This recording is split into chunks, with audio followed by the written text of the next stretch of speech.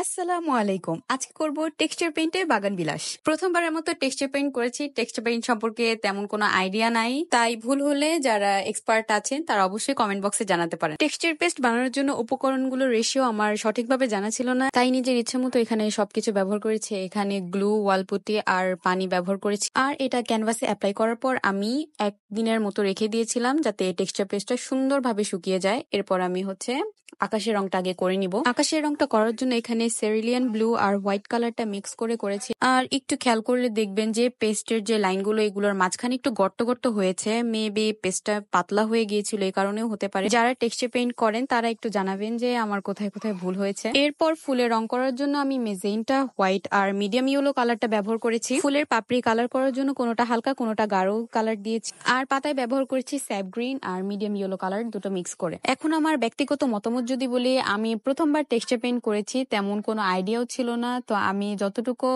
আশা করেছিলাম তেমন একটা সুন্দর হয়নি। তো যাই হোক, করতে করতে হয়তো সুন্দর হবে। যাই হোক, কথা বলতে বলতে পেইন্টিং প্রায় শেষের কাছাকাছি। এই হলো পেইন্টিং এর ফাইনাল লুক। কেমন হয়েছে জানাবেন। যদি একটু কাছে থেকে দেখায় তাহলে দেখেন টেক্সচারটা ভালোভাবেই বোঝা যাচ্ছে। এ পর্যন্তই, সবাই ভালো থাকবেন আর সবাইকে ঈদ মোবারক।